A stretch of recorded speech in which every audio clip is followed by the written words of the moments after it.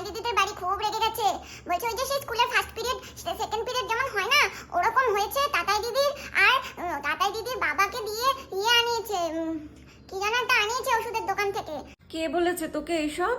দিয়ে পুচিন পিসি খুব রেগে গেছে। আর সোনাই দিদি বলেছে যে এটা নিয়ে রাগার কিছু নেই। মা, আমি তোমাকে বুঝিয়ে বলছি, ওটা সব মেয়েদের হয়। তুমি বড় হবে, তোমারও হবে।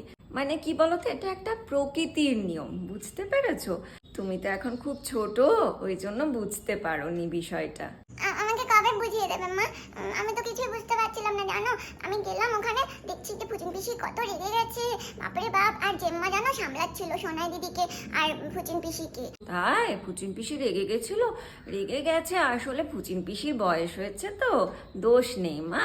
আমি কিছু বুঝতে পারিনি বলে আর বলিনি। আবার মিষ্টি এনেছিল আসলে পুচিন পিসি, বললে যদি আমার মিষ্টি খেতে না দিই। আমি একটা মিষ্টি খেয়েছি জানো মা, দারুণ ছিল, মিল্ক কেক। মিষ্টি খেয়েছো, মাকে এসে বলেছো সোনা মা আমি তোমাকে সব বুঝিয়ে দেব। এইসব ব্যাপারে মায়ের কাছ থেকে সব জেনে নিতে হয়, কেন বলো তো? মা হচ্ছে সব থেকে ভালো বন্ধু, আর মা সব থেকে ভালো বোঝাতে পারে, জানো তো?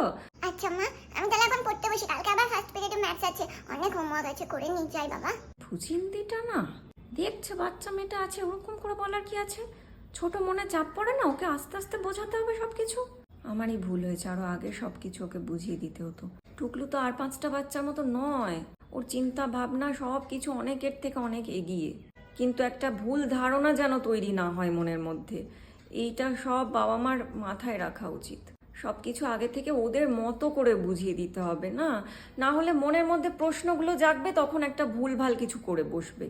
এত প্রশ্ন জাগা মনের মধ্যে ঠিক না। বাবা মাকে আগে থেকে সমস্ত প্রশ্নের উত্তর দিয়ে রাখতে হবে, এটাই উচিত।